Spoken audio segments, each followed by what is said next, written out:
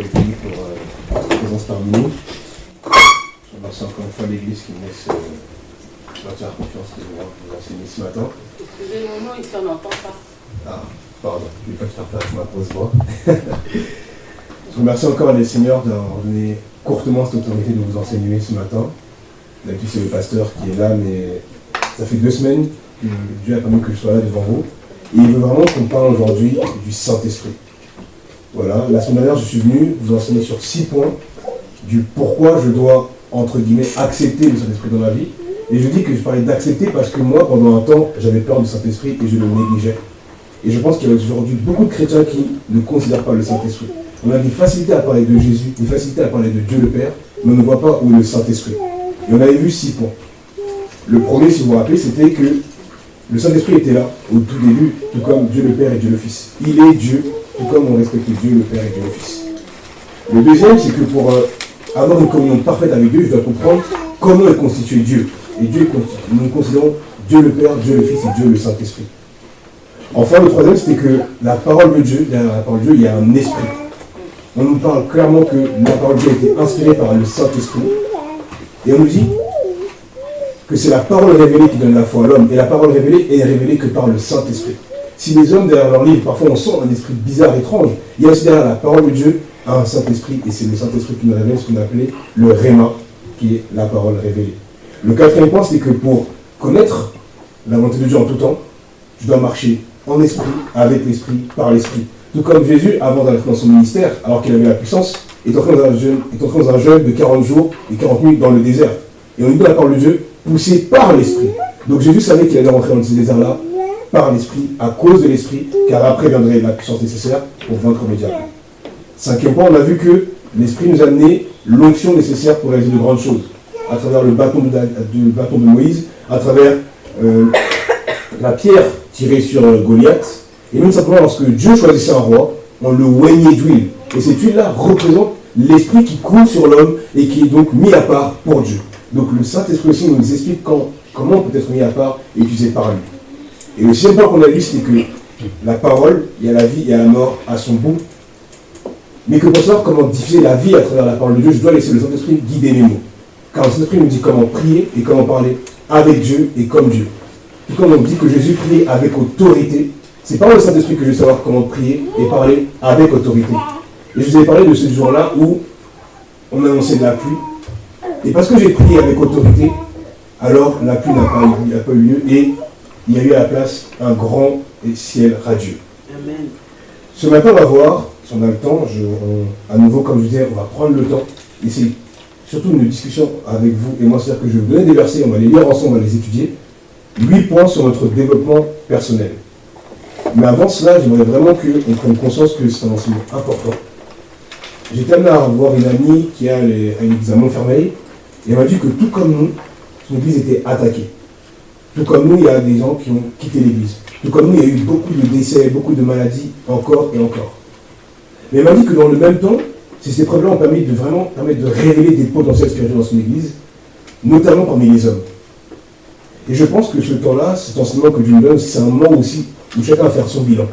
Où est-ce que moi j'en suis avec le Seigneur? Est-ce que je ne me suis pas arrêté quelque part dans le désert? Est-ce qu'il ne serait pas temps que moi aussi je devienne un soldat du Seigneur?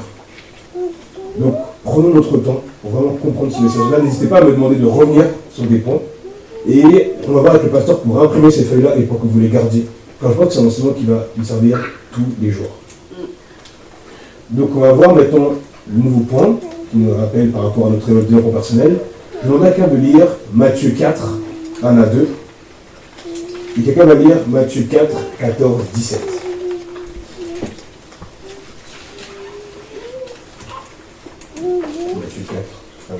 Matthieu 4, 1 à 2. Tentation de Jésus-Christ. Puis, Jésus fut emmené par l'Esprit dans le désert pour être tenté par le diable. Après avoir jeûné 40 jours et 40 nuits, il eut faim. Yes.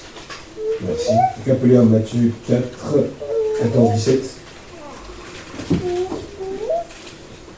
Matthieu 4, 14, 17. Yes. Matthieu 4. 14 à 17. Afin que s'accomplisse ce qu'avait annoncé le prophète Ésaïe.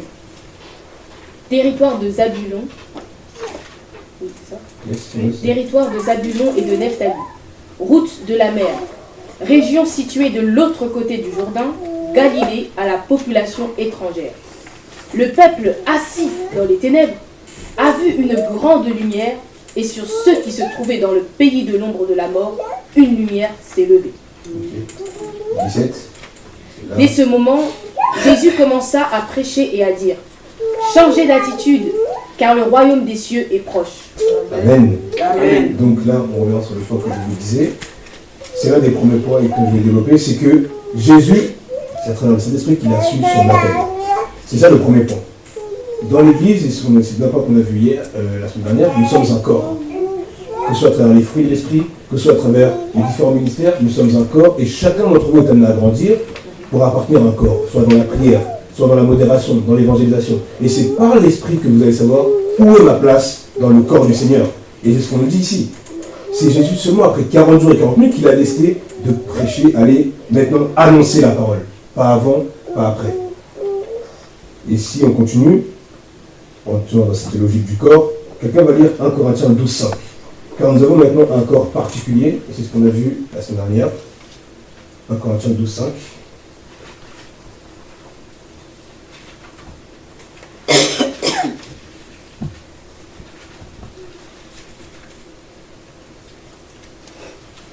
Corinthiens 12, donc. Tu peux même, pardon, 12, 4 et jusqu'à 6, pardon. Voilà, dis-moi ça. Donc 1 Corinthiens 12, 4 à 6. Donc 1 Corinthiens 12, les dons spirituels et leur diversité. 4 à 6. Il y a diversité de dons, mais le même esprit. Diversité de services, mais le même Seigneur.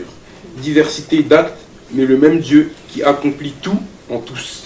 Merci. Amen. Amen. Ici, on nous dit simplement, c'est ça. Nous entendons beaucoup parler d'onction, esprit, fruits de l'esprit, etc., Mais à la base, et c'est ce qu'on disait la semaine dernière, les fruits de l'esprit dans une église sont amenés à se compléter. Dieu ne veut pas de désordre, Dieu veut de l'ordre. Et lorsque les fruits se manifestent dans l'église, il va forcément avoir une coordonnance. Comme je disais la dernière fois, si moi, je sais parler en langue, je crois que dans cette église, quelqu'un saura traduire en le parlant en langue. Si quelqu'un veut évangéliser, il y aura ce qu'on appelle aussi le fruit de la foi. Quelqu'un qui va pouvoir fortifier cette personne-là pour l'amener à parler. S'il y a un fruit de l'enseignement, je crois qu'il y a aussi un fruit au niveau de l'encadrement, au niveau de l'encouragement. Et tous ces fruits-là vont de pair. Et on nous dit ici que tout ça vient du même esprit. Donc si nous sommes connectés au même esprit, nous allons savoir comment manifester ces dons-là, à quel moment. Et par rapport à ça, je vais demander à Patrick de nous raconter comment ça se passe dans l'église où tu as été, justement, il y a 3 semaines, je crois. Ce que tu m'as dit par rapport à la manifestation des dons dans cette église-là, car pour moi, c'était vraiment une exhortation symbolique et importante. Je peux venir devant.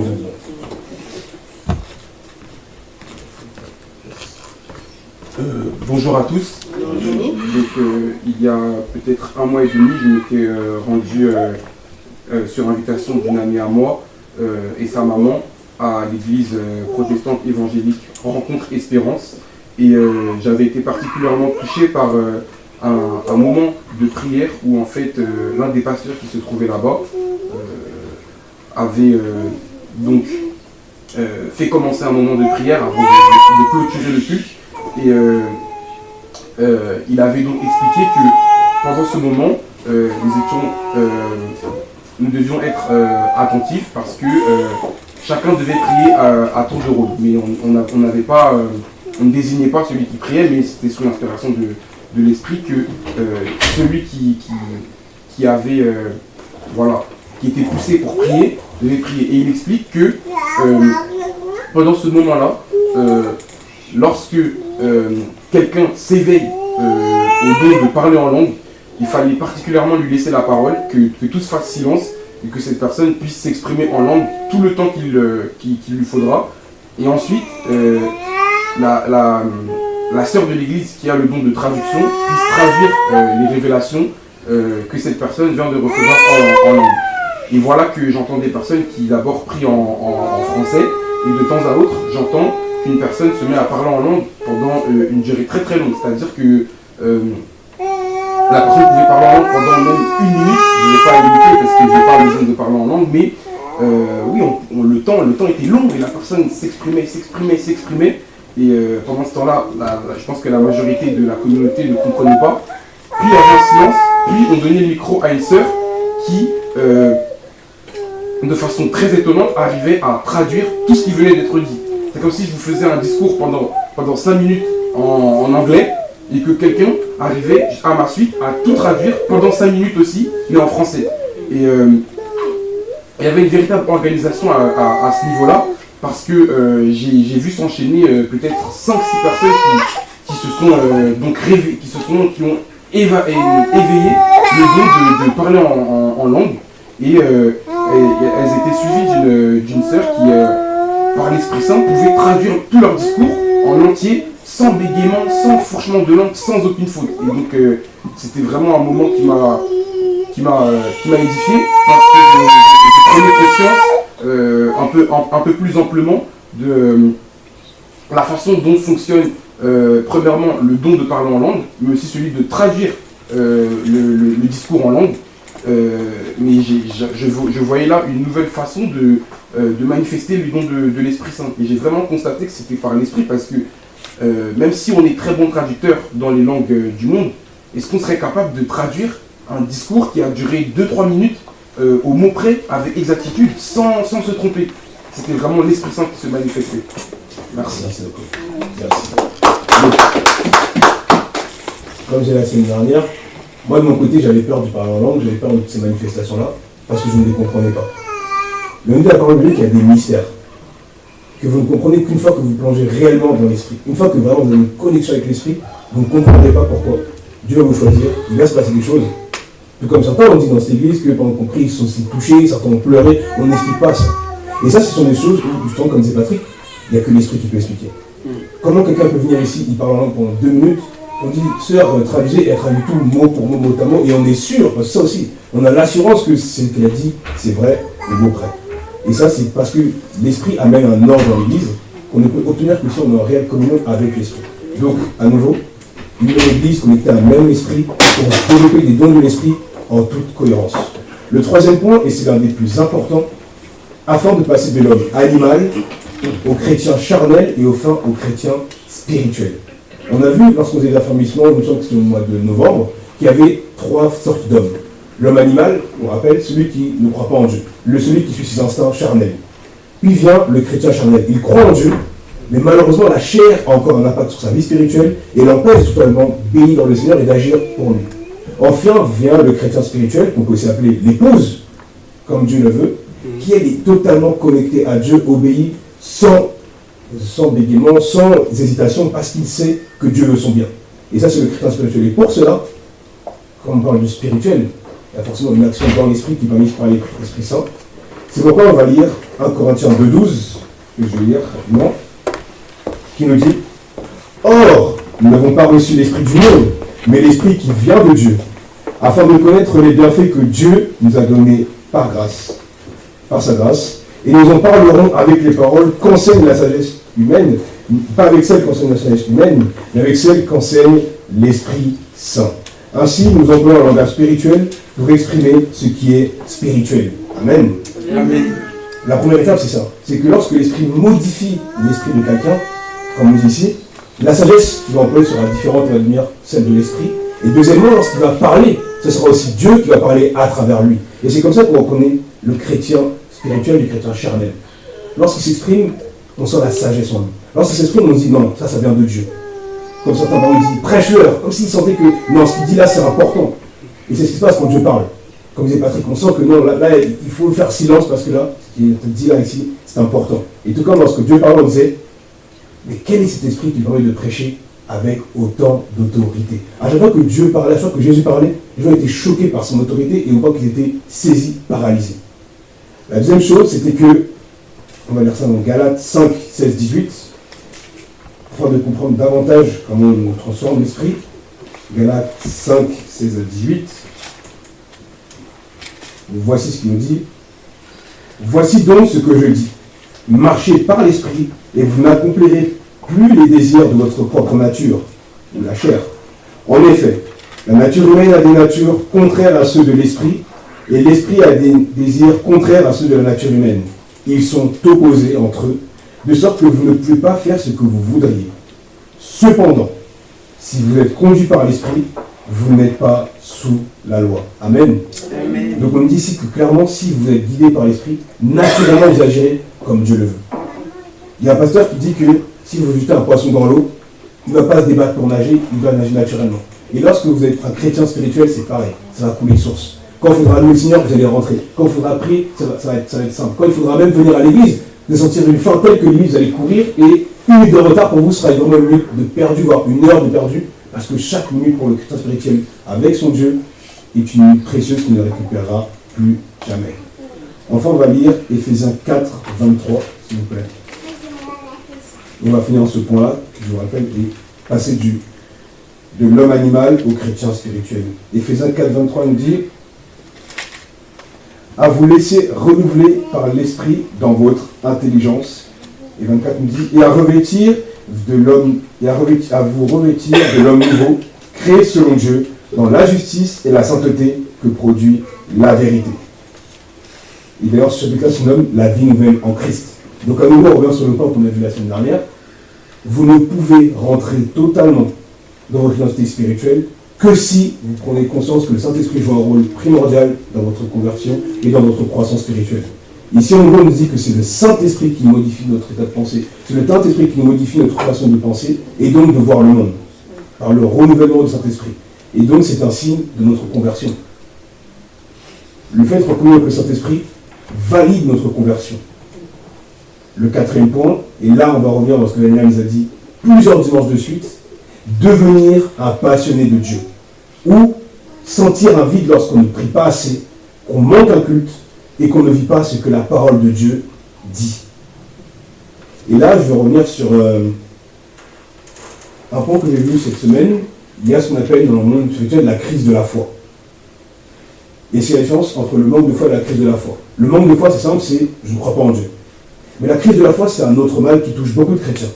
C'est ce moment où vous avez tellement lu la Bible, vous êtes tellement imbé de l'esprit, tellement vous avez lu la Bible, par exemple, on disait, voilà, vous serez la tête du miracle, vous serez guéri de toutes les maladies, vous allez avoir un mari, vous allez être riche, et quand vous voyez votre vie, vous dites, c'est pas ça que je vis, moi.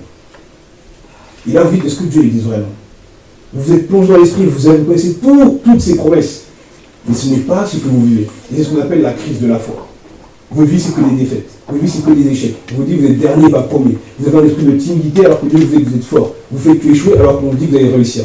Et c'est ce qu'on appelle la crise de la foi. Et ce matin, j'ai lu Romains 5,5 qui nous disait que, à travers les épreuves, en fait, Paul disait qu'il est joyeux. Car les épreuves le fortifient et lui rappellent l'importance de la foi. Les épreuves lui rappellent l'importance d'être accroché à l'Esprit Saint, car c'est l'Esprit Saint qui lui rappelle que la victoire est proche. Et la crise de la foi, c'est ça. C'est ce moment où vous vous dites, est-ce que je crois en Dieu ou pas? Est-ce que je tombe à gauche ou pas? Est-ce que je sors de la barque ou pas? Et c'est là l'importance de rester connecté avec le Saint-Esprit. Parce que c'est le Saint-Esprit qui a guidé Jésus pendant 40 jours dans le désert. C'est le Saint-Esprit qui a montré à Paul qu'il avait été en effet frappé par Jésus et qu'il devait maintenant être connecté à lui. C'est le Saint-Esprit aussi qui a mis de côté Barnabas et Paul, parce qu'il avait une grande mission pour lui. Et là maintenant, je vais m'adresser à vous, Église. C'est le Saint-Esprit qui va faire qu'on va commencer à croître réellement. C'est le Saint-Esprit qui va faire qu'on va devenir des passionnés de Dieu. Parce qu'à un moment donné, vous allez avoir marre de cette vie où vous lisez que Jésus fait des miracles, mais vous, il n'y a pas de miracle. À un moment donné, vous allez dire, j'en ai marre de dire, je serai la tête de la queue le dimanche, mais le lundi à l'école, je suis le dernier. Mais au travail, je suis le dernier. Mais dans la vie de tous les jours, je suis pauvre. À un moment donné, vous allez avoir une crise de foi telle, que cette soif-là va vous amener dans un plus haut niveau de l'esprit. Et c'est par le Saint-Esprit que vous allez savoir ça. Parce que si vous n'êtes pas connecté à Dieu, vous allez dire, oh, bah, c'est une vie normale, finalement. C'est une vie banale. Mais lorsque vous allez réellement être connecté à la parole de Dieu, commencer à la connaître en profondeur, connaître toutes ces vérités qui vont tourner dans votre esprit jour après jour, cette crise-là vous amène à dire, Seigneur, je veux plus. Seigneur, je veux plus. Seigneur, moi, je veux ça et je ne lâcherai pas. Je vais prier tous les jours, je ne lâcherai pas. Je vais louer le Seigneur, je ne lâcherai pas. Et ça passe par l'esprit. Il n'y a que l'esprit qui peut vous révéler que tu n'es pas au niveau. Il n'y a que l'esprit qui peut vous révéler que tu peux aller encore plus haut, encore et encore. Le cinquième point, devenir un amoureux de la parole de Dieu. À nouveau, on a parlé des rémas la semaine dernière. Et on nous dit que la foi vient de ce qu'on entend et ce qu'on entend vient de la parole de Dieu. Mais si vous traduisez le mot parole, en hébreu, c'est écrit réma ou parole révélée spirituellement. Ça veut dire que dans la Bible, il y a des versets qui sont juste pour vous, pour toi, individuellement. Lorsque moi je dis, tu seras la tête et non la queue, moi ça me parle. parce que c'est l'un des premiers versets que j'ai appris par cœur. Mais toi, ça ne te dit rien. Il y en a qui aiment, par exemple, le psaume de David. Il y en a qui aiment juste, par exemple, Jésus pleura. Il y a des gens juste ça, ils sont choqués, ils sont émerveillés. Il y a des proverbes, il y a des lignes, des versets qui sont juste pour toi. Et c'est par l'esprit qui vont être révélés. Et c'est par l'esprit que tu vas avoir une croissance dans la foi. Et que tu vas vouloir chercher d'autres rémas. Parce que ce réma, c'est Dieu qui te parle de cœur à cœur. C'est Dieu qui dit, viens, ça c'est pour toi. Ça c'est ce que je veux pour ta vie. Et plus vous allez avoir ce genre de parole-là, plus vous allez devenir un amoureux de la parole de Dieu. Le 6e point, et là, je vais pouvoir vous illustrer ça avec un exemple parlant, c'est développer ses 5 sens spirituels. Tout comme vous avez des sens charnels, vous voyez, vous touchez, à travers l'esprit, vous allez pouvoir ressentir des choses que les autres ne vont pas voir. À travers l'esprit, vous allez pouvoir anticiper des choses que les autres ne verront pas. Tout comme parfois, regarder des films avant, on trouve ça normal. Maintenant qu'on regarde, on dit ça c'est bizarre, là il y a un masque bizarre, ça, c'est des signes démoniaques, etc. Ça c'est l'esprit qui joue en vous. Ou tout comme avant vous lisez des livres, ça ne vous dit rien, mais tant quand vous lisez ces livres, vous sentez comme une oppression bizarre, ou dans des livres vous sentez des choses bizarres. Ça ce sont les sens spirituels. Et c'est le Saint-Esprit qui permet de développer ça. Parce que comme tout à l'heure on parlait de lumière, c'est ça être une lumière. Être une lumière, c'est voir ce que les autres ne voient pas pour les guider. Quand on va marcher à gauche, je vais dire non, allons à droite plutôt. Pourquoi? Je sais pourquoi. Allons à droite. Et là, Patrick qui était parti voir notre grand-mère, c'était hier, il y a 2 jours, il nous racontait qu'une fois il marchait au Congo, sur une terre pleine, il y avait de l'herbe pas loin, et à un moment donné, l'esprit lui dit, allonge tes pas. Oh, pourquoi? Allonge tes pas. Et donc, elle marchait comme ça, et puis elle commence à marcher comme ça. Et elle marchait comme ça. Et elle marchait comme ça. Et après, elle se retourne. Et en fait, il y avait un serpent. Et si elle avait marché normalement, le serpent l'aurait mordu et l'aurait tué. Donc vous voyez, les sens spirituels, c'est ça. Voir au-delà de ce que les yeux physiques te permettent de voir. Sentir ce que ton toucher ne permet pas de sentir. Donc il faut goûter. Moi, je me souviens d'une histoire que nous racontait le pasteur, c'est qu'une fois, ils étaient invités quelque part. Et avant de manger, ils ont prié. Et après avoir prié, le repas aurait implosé. Voilà ce que nous avait dit, quand on ne voulait pas prier.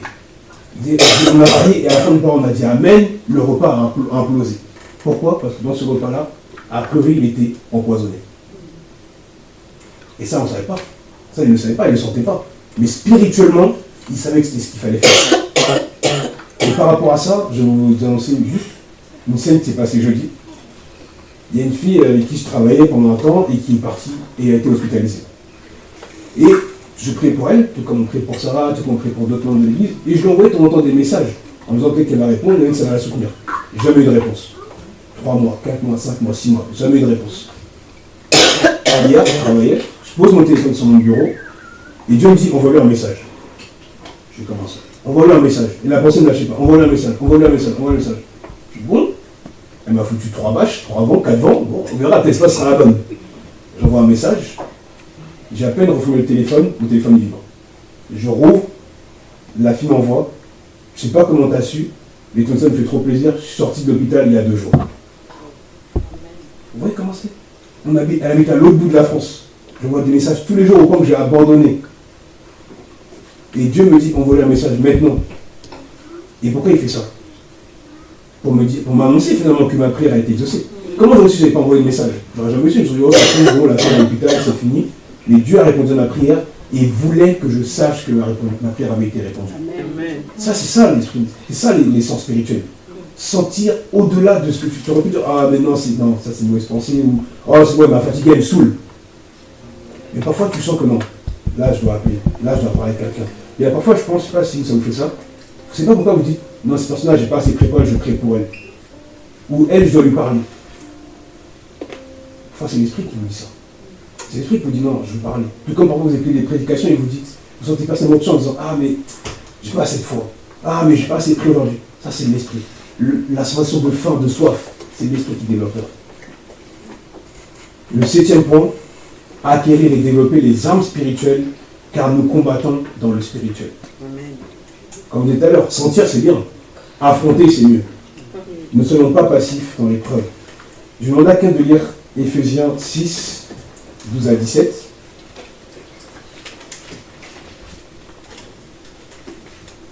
Éphésiens 6, 12 à 17. Et quelqu'un va lire 2 Corinthiens 10, 4, s'il vous plaît.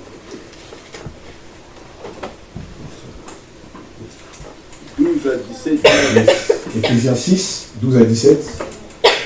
Car nous n'avons pas à lutter contre des êtres de chair et de sang, mais contre la puissance, les puissances, contre les autorités, contre le pouvoir de ce monde de ténèbres et contre les esprits du mal dans le monde céleste. C'est pourquoi endosser l'armure que Dieu donne afin de pouvoir résister au mauvais jour et tenir jusqu'au bout après avoir fait tout ce qui était possible. Tenez donc ferme, ayez autour de la taille la vérité pour ceinture et revêtez-vous de la droiture en guise de cuirasse. Ayez pour chaussure à vos pieds la disponibilité de servir la bonne nouvelle de la paix.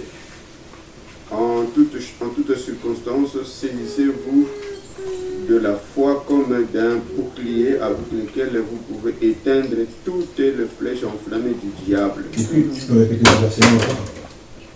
Répétez ce verset-là exactement. Après, tu en toutes circonstances, saisissez-vous de la foi comme un bouclier avec lequel vous pourrez éteindre toutes les flèches enflammées du diable. Prenez le salut pour casque et l'épée de l'esprit, c'est-à-dire la parole de Dieu. Amen. Est-ce que quelqu'un peut lire 2 Corinthiens 10, 4? Ouais. 2 Corinthiens 10, verset 4.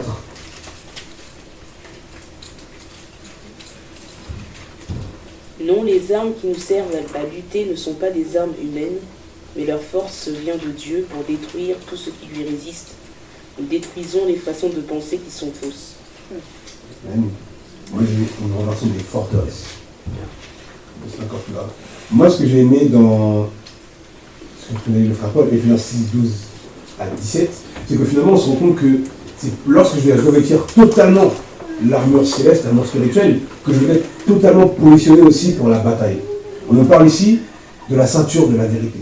On nous parle aussi du bouclier de la foi. Et on nous parle surtout du casque du salut et de l'épée de l'esprit. Donc il y a une partie de notre armure qui nous rappelle que nous sommes en Christ. Le casque du salut nous rappelle que je suis sauvé par Christ. Donc je suis mon identité. Donc cette armure-là aussi fait partie de mon identité. Pourquoi? Parce qu'on est en guerre. Il y a beaucoup de chrétiens qui pensent qu'une fois qu'ils sont convertis, ça y est, c'est terminé, je peux croiser les épaules, je suis sauvé, etc. Mais non! Une fois que tu es converti, en réalité, tu es engagé dans la guerre. Et on parle ici de forteresse. On parle ici, et je ne me suis pas rendu compte, mais quand le frère Paul l'a dit, je ne sais pas si vous vous rendez compte de tous nos ennemis. On nous parle des puissances, des autorités, les souverains du monde, les ténèbres, les esprits du mal. Toutes ces choses-là, à partir du moment où vous avez dit « Je crois que Jésus-Christ est mon Sauveur et Seigneur », vont vous attaquer. Ils vont venir vers vous. Et je répète ce que mon ami a dit. Il m'a dit dans notre église, je crois qu'on est attaqué. On est en guerre. Je ne sais pas si vous savez, mais en France, en ce moment, il y a 3 églises en moyenne qui sont vandalisées toutes les semaines. 3 églises, catholiques ou protestantes, peu importe, mais il y a 3 églises. Qu'est-ce que ça veut dire ça? Que même physiquement, le monde ne veut plus d'église dans son pays. Même physiquement, le monde ne veut plus d'église. La guerre a commencé. On a beaucoup de personnes qui venaient avant, qui ne viennent plus. On a beaucoup de personnes qui, spirituellement, sont affaiblies, ne lisent même plus la Bible. Viennent seulement par automatisme, arrivent en retard, mais c'est pas grave, etc. Tout ça là, c'est les étapes du monde, les étapes de l'esprit. Comment les lutter? Prenez vos armes.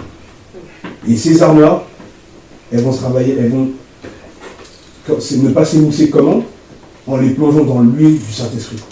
À chaque fois que vous sentez que vous êtes fatigué, demandez au Saint-Esprit de vous fortifier. Demandez au Dieu le Père de vous fortifier. Demandez à Jésus-Christ, si vous avez péché, repentez-vous directement, sans hésiter. Parce que le moment où les mauvais esprits vous attaquent, au moment où l'ennemi vous attaque, il va entrer par des failles que vous avez laissées. On parle de forteresse. Imaginez comme des murs qui sont autour de vous et qui essaient de vous encercler. Oubliez une arme, c'est peut-être perdre un combat. Et vous êtes en guerre, quel que soit votre âge, à partir du moment où vous venez ici tous les dimanches, à partir du moment où vous avez dit Jésus-Christ est mon Sauveur et Seigneur, vous êtes en guerre. Et particulièrement, et c'est pour ça que je vous demande de prier pour le pasteur et pour la chorale, toutes ces personnes-là qui se lèvent, qui le samedi vous prenez votre temps pour préparer les chants, et vous venez ici nous exhorter, vous venez ici nous amener dans le plan du Seigneur, vous allez être attaqués les premiers par l'instrument que Dieu vous utilise le plus, votre langue. Et par rapport à ça, c'est pour ça que je vais parler un peu de la sanctification. Je vais amener à parler de ça. Pourquoi? Parce que moi, à une époque, et étrangement, ça a commencé avec le moment où j'avais peur de l'esprit, je pouvais, naturellement, aller en soirée, écouter des musiques païennes, écouter comme ça, et venir ensuite à l'église, et faire la chorale avec les autres. Naturellement, comme ça ne me gênait pas. Et je disais à Dieu, mais j'ai simplement écouté, mais j'ai rien fait. Je pouvais parfois même chanter certains chants avec mes amis, ou les encourager à applaudir, et je revenais ici, et j'applaudissais le Seigneur, les mêmes mains. Aujourd'hui, lorsqu'on entend une musique mondaine, ça m'hérisse. Je me dis, ah, je peux pas, je veux partir. Pourquoi? Parce que ça me rappelle mon ancienne vie. Parce que ça me rappelle que je suis en combat tout le temps. Et ça me rappelle que ce que ces gens-là chantent, ils insultent mon Dieu en fait. Et donc ils m'insultent moi parce qu'on me dit que je suis le fils de Dieu. Si quelqu'un fait une chanson, il a insulté votre père, vous danserez cette chanson-là? Si quelqu'un a insulté votre père dans une chanson, vous danserez cette chanson-là? Avec une chanson, avec toutes ces choses-là, c'est pareil. Et c'est ce que l'Esprit nous amène à faire en fait. À me dire, ah non, je suis mis de côté en fait, je suis mis à part en fait. Il faut que je me sanctifie tout le temps. Je suis lumière tout le temps, je ne suis pas une lumière juste le dimanche. Je ne suis pas une lumière avant 22h et après 22h, on peut se permettre. Non. Tout le temps, je suis une lumière. Tout le temps, je suis en combat. Là, l'armure que prend Paul en exemple, c'est l'armure des Romains. Le bouclier que Paul prend en exemple, c'est un long bouclier, très long, qui est lourd à porter. Et ça, c'est, la point sur lequel je veux revenir, c'est que être chrétien, porter cette armure-là, c'est un combat lourd. Et des fois, on va vous attaquer. On a parlé ici des flèches. Parfois, un ami va vous poser une question bizarre. Il va vous mettre un peu vous allez mettre à chanceler. Parfois, Dieu va les gens du travail vont vous dire, pourquoi pas mentir, c'est pas grave, ça importe. Et c'est à ces moments-là, vous pouvez lâcher le casque. À ce moment-là, vous pouvez lâcher la ceinture de la vérité. À ce moment-là, vous pouvez lâcher les chaussures du zèle. Vous êtes en guerre tout le temps.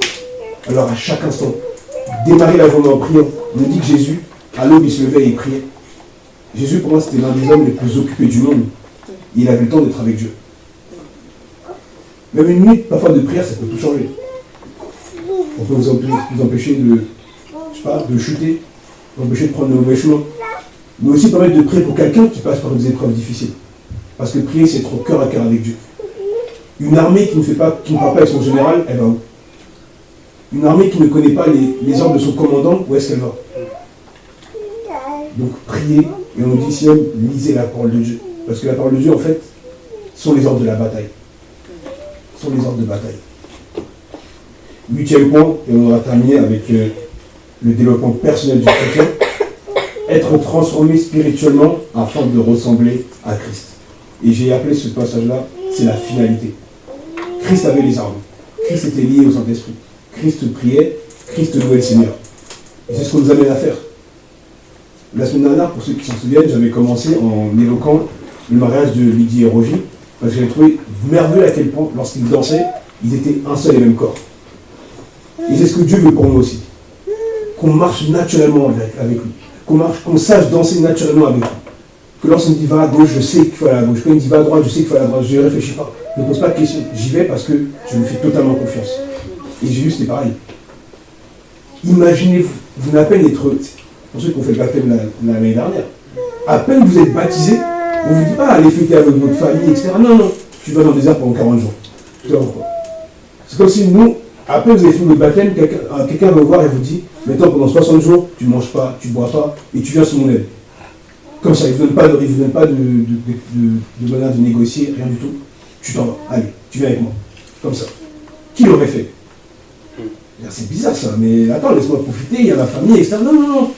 Dites-vous ça. À peine Jésus avait été baptisé, que Dieu lui dit, va dans le désert pendant 40 jours, je sais pourquoi. Et il y va. Et c'est ce que Dieu veut pour nous. Pas de réflexion. Enfin, sentir sa parole tout le temps. Le parler en permanence. Sentir que là, c'est Dieu qui veut que j'aille là. Et du coup, on va prendre plusieurs points pour voir ça. J'aimerais que quelqu'un me lise Marc 6, verset 7, s'il vous plaît. Marc 6. Et on va un peu tourner la parole de Dieu. Marc 6, verset 7.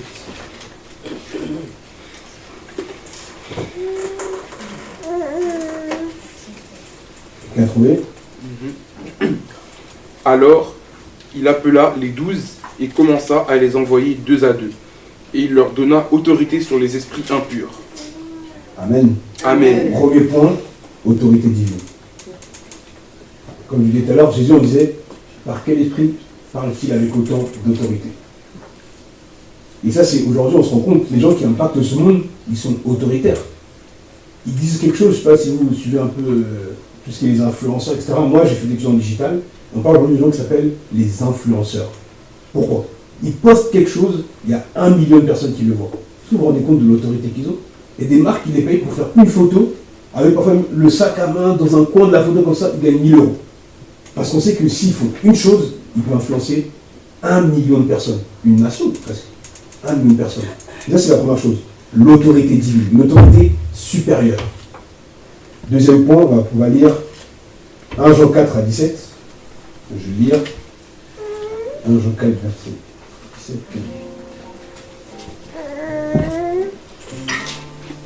Qui nous dit: c'est en cela que l'amour est parfait en nous, de sorte que nous aurons de l'assurance le jour du jugement, parce que nous sommes de ce monde tel que lui, il est. Amen. Amen. Donc deuxième point, à nouveau, Jésus savait qui il était, où il devait aller. C'est pourquoi il avait cette assurance-là, un, du salut, mais deuxièmement, de la puissance qu'il avait face à l'ennemi. Donc ça, c'est le deuxième point. Lorsqu'on a des chrétiens qui disent: ah, mais non, je suis trop faible, ah, non, je ne peux pas, etc. Là, dis-toi, est-ce que Jésus leur a dit ça? Est-ce que c'était vraiment ce que l'Esprit de Dieu? C'est pas la chair qui dit ça. Le Saint-Esprit va te rappeler qui tu es réellement en Christ maintenant, quelle est ton identité, et face à l'épreuve, va te dire: non, moi Dieu me dit que j'ai un esprit de force, de sagesse, d'autorité et d'amour. Pas un esprit de timidité, pas un esprit de faiblesse. Moi Dieu me dit, je suis la tête et non la queue. Moi Dieu me dit, moi Dieu me dit, moi Dieu me dit. Et c'est ce que Jésus a fait dans le désert. La Bible dit que. La Bible dit que. La Bible dit que. Parce que la Bible lui rappelle son autorité et nous lui rappelle qu'il a autorité sur le diable. Amen. Et c'est la même chose pour toi. Romains 8, 17. Est-ce que quelqu'un peut me dire Romains 8, 17, s'il vous plaît?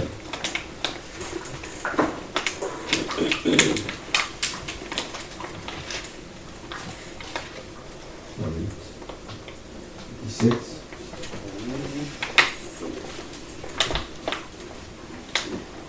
Romains 8, 17. Alors, si nous sommes des enfants de Dieu, nous recevrons en partage les biens promis par Dieu à son peuple. Et ces biens, nous les recevrons avec le Christ. Oui, si nous participons à ses souffrances, nous participerons aussi à sa gloire. Amen. Est-ce que tu peux me lire maintenant Romains 8, 16 Romains 8, 16. Ouais. L'Esprit Saint lui-même nous donne ce témoignage. Nous sommes des enfants de Dieu. Amen. Amen. Deuxième point. Jésus était héritier de Dieu. Jésus était le Fils de Dieu. Et c'est par l'Esprit que je sais que je suis enfant de Dieu. Et donc par l'Esprit, moi aussi j'aurai ma part dans l'héritage. Amen. Voilà. Amen. Donc ça, c'est un autre point important. Il y a des églises dans lesquelles on débat sur est-ce qu'un chrétien peut être riche ou pas? Est-ce qu'un chrétien peut être pauvre? Est-ce qu'un chrétien doit souffrir? Est-ce que... C'est quoi ton héritage en Christ? Va dans la parole de Dieu. Comment est-ce que Jésus vivait? C'est quoi ton héritage en Christ? Voilà, maintenant Colossiens 2.6 et Galates 5.16. Colossiens 2.6. 2.6.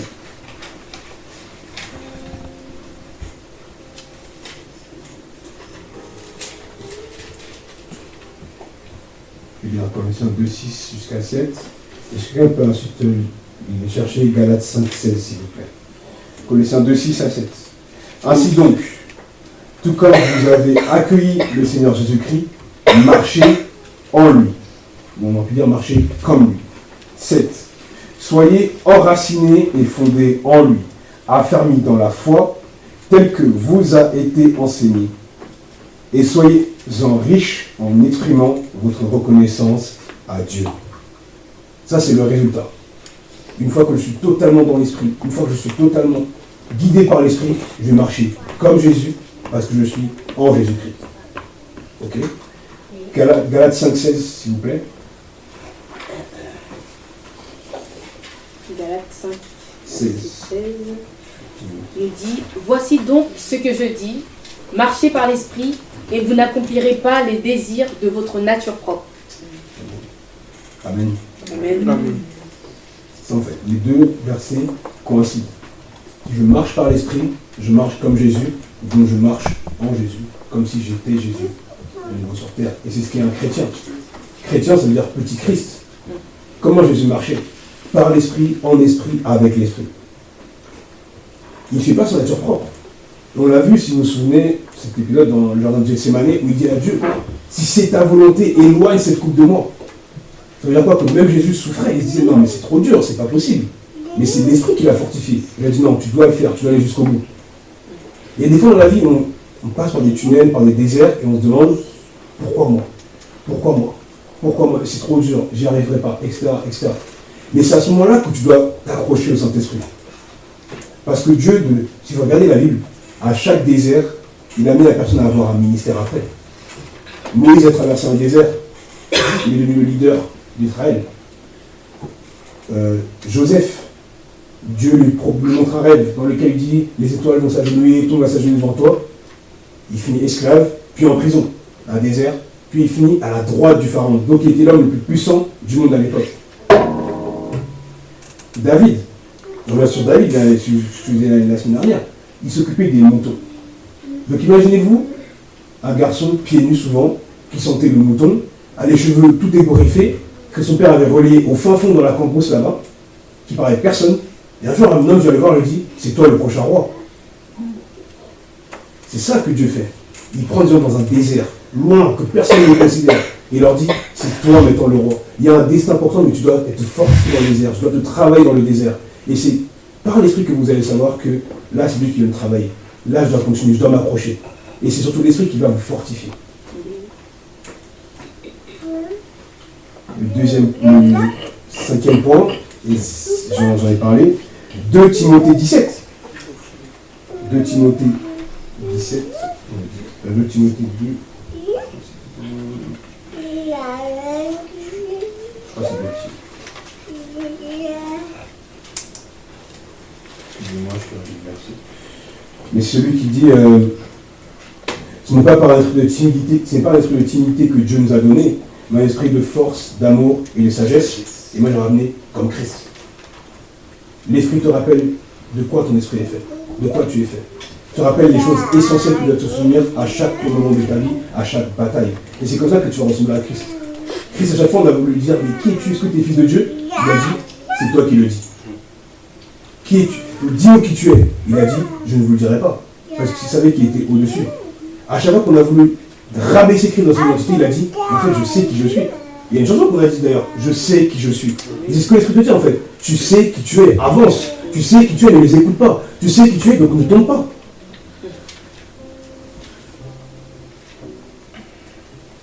Ensuite, on va avoir un dernier point, et je vais demander à la chorale de s'approcher. Marc 16, 14, 18. Marc 16, 14, 18.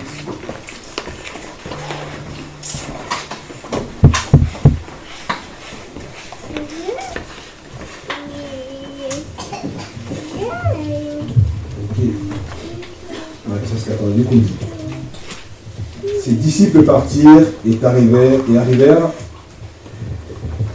à la ville et trouvèrent tout comme il leur avait dit. Comme il leur avait dit. Et ils le trouvèrent tout comme il leur avait dit, oui, pardon. Et ils préparèrent la Pâque. Ce qu'ils avaient trouvé, c'était le lieu pour faire la Sainte Seine dont Jésus avait parlé. 17. Le soir venu, il s'y rendit avec les 12. Pendant qu'ils étaient à table et qu'ils mangeaient, Jésus dit, je vous le dis en vérité, l'un de vous qui mange avec moi me trahira. Et là, en fait, moi j'ai pensé à moi. Parce qu'en fait, en 18, il dit, je vous le dis en vérité, l'un de vous qui mange avec moi me trahira. Et je me suis dit, est-ce que c'est pas un peu une attitude, l'attitude du chrétien charnel en fait. C'est lui qui dit qu'il est chrétien, qui vient manger avec le Seigneur, qui vient manger avec Jésus, mais qui est le premier à trahir à la première occasion. Celui qui ne se laisse pas guider par Dieu et qui, donc, dès que Dieu lui propose une épreuve, il dit non, ça c'est trop dur pour moi, va demander à quelqu'un d'autre. Celui qui finalement profite seulement des gains que Dieu lui donne, à manger, la protection, l'autorité, mais une fois qu'il te dit maintenant, je veux que tu utilises ce que je t'ai donné pour mon royaume, s'en va en courant. Et c'est ce que Judas a fait. Dès qu'on lui a proposé une porte de sortie, il est parti. Et ils ont dit, c'est le dernier point. Si tu es totalement ancré en Dieu, totalement ancré en Jésus, quelles que soient les épreuves, tu ne vas pas seulement manger avec Jésus, pas seulement boire avec Jésus, mais tu vas être capable de mourir pour Jésus. Amen. Et c'est le dernier point. Mourir pour Jésus. Et c'est ce que Dieu veut, à mourir à nous-mêmes. Et tu sais quoi, j'ai dit, et si Jésus, en fait, il parlait au futur, et il nous parlait à nous, à ce moment-là. Il nous disait, ne me fais pas que manger avec moi. Ne fais pas que profiter de, comme on voit dans ces églises, seulement des bénédictions, du mariage, etc. Mais viens en profondeur avec moi. Viens dans le désert avec moi. Parce que c'est là que tu as vraiment vu la vie du chrétien. Et c'était le dernier point. Être transformé spirituellement pour ressembler à Christ. Tout comme Christ a été capable de mourir pour son Père. Pour nous, nous aussi, ça a été le dernier point. L'Esprit va vous dire, vas-y, fais le grand pas. Vas-y, fais le grand saut. C'est risqué. Peut-être que tu vas mourir socialement, parce que tout le monde va se moquer de toi sur Facebook. Peut-être que tout le monde va vouloir toujours te parler. Mais parce que tu sais que ça va faire plaisir à ton Père, tu seras prêt à mourir à toi-même pour lui. Et c'est comme ça. Ce sont les 8 points pour notre développement personnel. Je sais qu'on en a vu plusieurs. On va imprimer ce passage, ces feuilles-là, on va vous les donner. Vous allez pouvoir les relire tranquillement. Mais prenez conscience que ce que je vais donner là, je pense que c'est ce que Dieu veut qu'on se rappelle tout le temps. Parce que nous sommes attaqués spirituellement. Parce qu'on a des branques qui manquent à l'appel. Des gens qui viennent et qui repartent. Et surtout, il y a des gens autour de nous qui n'ont pas la chance d'entendre ce que je vous ai dit là et que nous dit tous ensemble. Ils n'ont pas la chance d'avoir la louange tous les dimanches pour leur rappeler qui tu es, que Dieu t'aime, que Dieu est là. Je parlais avec une amie qui m'a raconté pendant 2 heures comment elle a fait des tentatives de suicide. Vous vous rendez compte de ça? 2 heures de temps. Pendant que nous étions dans la joie, on était là avec des victoires, elle me raconte pendant 2 heures comment à chaque fois Dieu a permis que quelqu'un soit sur sa vie pour l'empêcher de se suicider. Il y a des gens qui sont dans la détresse aujourd'hui. Et ils ont besoin que vous manifestez ces fruits de l'esprit-là. Amour, force, sagesse, bonté. Car c'est vous qui allez pouvoir les sauver où que vous soyez. Et c'est par l'esprit que vous allez savoir parler, savoir à qui parler au bon moment. Merci beaucoup.